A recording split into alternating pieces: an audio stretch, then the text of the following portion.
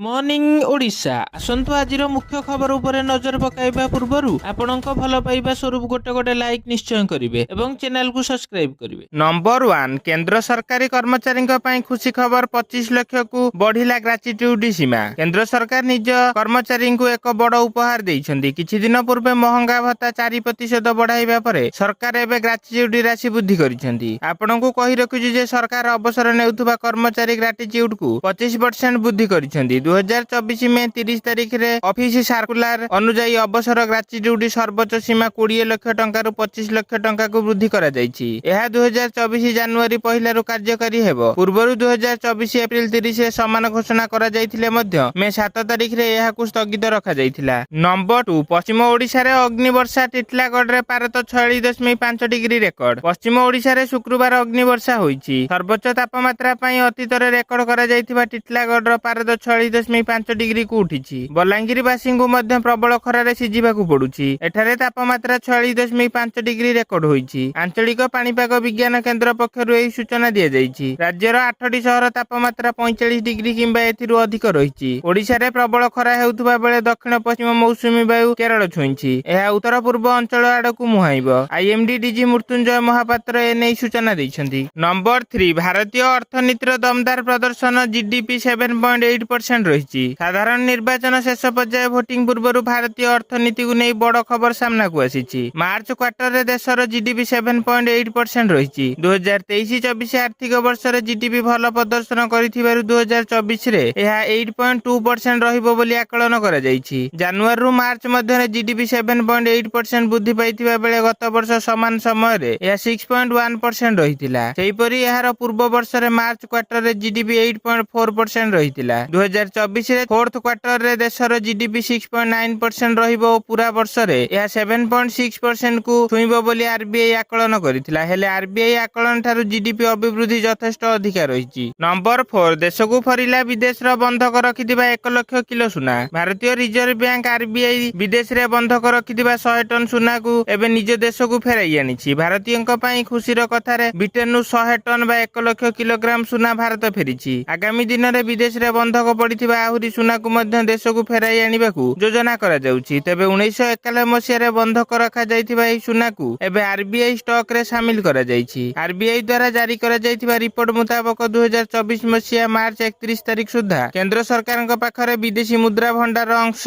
भाबरे 822.10 ton सुना रहिछि, जहाकी गत वर्ष एही समय रे 794.63 टन थिला। नंबर 5 नवीन को बड़ घोषणा चाषी को 1.5 लाख टंका पर्यंत बिना सुधरे ऋण मागणा बिजुली। राज्य सरकार राज्यर चाषी भाई मानक पई एक बड़ घोषणा करिसेंती। 2024 निर्वाचन ने पुणी राज्य रे बीजेडी सरकार गठन हुए तेबे राज्यर चाषी मानक को एसबु सुविधा उपलब्ध करा जिवो। मुख्यमंत्री घोषणा मुताबिक जदि राज्य रे पुणी बीजेडी सरकार गठन हुए तेबे राज्यर समस्त चाषी को 1.5 लाख टंका पर्यंत बिना सुधरे ऋण प्रदान करा जिवो। एहा सह चाषी माने जेतेबेले झियो बाहागर करिवे सेतेबेले राज्य सरकारଙ୍କ तरफरु 25,000 टंका लेखाएं सहायता जोगाई दिया जिवो। नंबर 6 प्रधानमंत्री पद पर राहुल गांधी मो पसंद कहले मल्लिकार्जुन खड़गे। जदि साधारण निर्वाचन ने इंडिया मेंट बीजेपी को हराई परिबो ताहले राहुल गांधी प्रधानमंत्री हेबा दरकार बोली कहिसंती कांग्रेस अध्यक्ष मल्लिकार्जुन खड़गे। एथिसह कांग्रेस अध्यक्ष हिसाब रे प्रियंका गांधी वद्रा रायबरेली आसन निर्वाचन लढंतु बोली चाहुथिले। हेले से तांका भाई राहुल गांधी को प्रचार रे सहायता करिबा पई निर्वाचन लढिबारु दूरेई जाइथिले बोली मध्य खड़गे कहिसंती। नंबर 7 दिल्ली रो जल समस्या दूर पई सुप्रीम कोर्ट को द्वारस्थ हेले सरकार। राजधानी दिल्ली रे प्रबल उताप हेतु जलर घोर अभाव देखा मिली। जलर घोर अभाव मध्य हरियाणा उत्तर प्रदेश हिमाचल प्रदेश अतिरिक्त जल जोगाण पई दिल्ली सरकार सुप्रीम कोर्ट को अनुरोध करिसेंती। दिल्ली सरकार तांका आवेदन ने कहिसें जे प्रबल गरम मध्य जातीय राजधानी जलर घोर आवश्यकता वृद्धि पाइछि। प्रबल उताप रे दिल्ली रो जलर आवश्यकता वृद्धि पाउथुवा बेले लोक नाही नथिबा असुविधार सामना करिसेंती। देशर राजधानी आवश्यकता पूर्ण करिबा समस्तक दायित्व बोली से कहिसेंती। नंबर 8 मोदी को मनमोहन को कड़ा समालोचना प्रधानमंत्री पदर गरिमा ह्रास करिसेंती। लोकसभा निर्वाचन प्रचार शेष दिवस रे पूर्वतन प्रधानमंत्री मनमोहन सिंह कांग्रेस दल को प्रशंसा करबा सह भोट देबाकू पंजाबवासी को निवेदन करिसेंती। एहा सहित निर्वाचन प्रचार समय घृणा भाषण देई सार्वजनीन आलोचना स्तर